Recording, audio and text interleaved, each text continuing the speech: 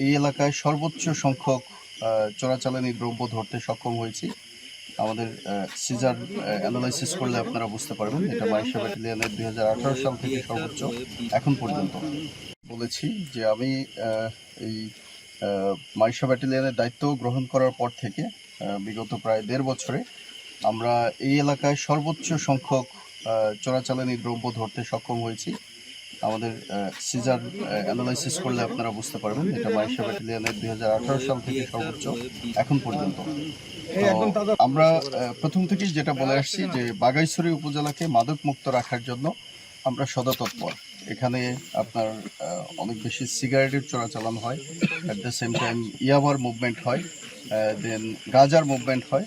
তো আমরা চেষ্টা করছি এই সংঘবদ্ধ যে পার্টিটা আছে এটা আসলে ওরা বেশ একটা সংঘবদ্ধ পার্টি এবং ছড়ানো ছিটানো অবস্থায় আছে।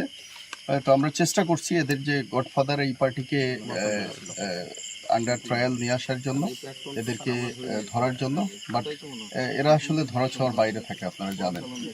আর বর্তমান যুগে আসলে ইন্টারনেটের যুগ এবং মোবাইলের যুগ হওয়ার কারণে এরা আসলে দূর থেকে খুব ইজিলি এই বিজনেসটা কন্টিনিউ করতে পারে বা কন্ট্রোল করতে পারে।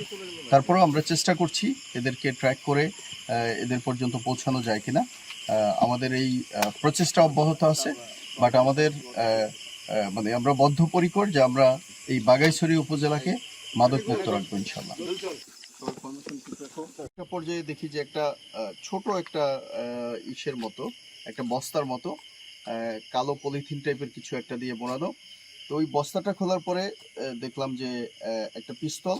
তো পিস্তলটা আমরা যে করলাম, দেখলাম এবং আমরা অ্যানালাইসিস করলাম, তাতে পিস্তলের গায়ে লেখা হচ্ছে চায়না C&LG। হ্যাঁ, বাট পিস্তলটা দেখে অ্যানালাইসিস অনুযায়ী আমাদের মনে হচ্ছে এটা আমাদের পার্শ্ববর্তী দেশের পিস্তল হবে, ইন্ডিয়ান টাইপ এরকম মনে হচ্ছে। আর সাথে আমরা 7 রাউন্ড লাইভ অ্যামুনেশন পেয়েছি। এই অ্যামুনেশনটা হচ্ছে 7.62 মিলিমিটার অ্যামুনেশন এবং আমরা এই পিস্তলে দিয়ে দেখলাম যে এটা আসলে এই পিস্তলের সাথেই অ্যামুনেশন এই পিস্তলেই ইউজ করা হয়।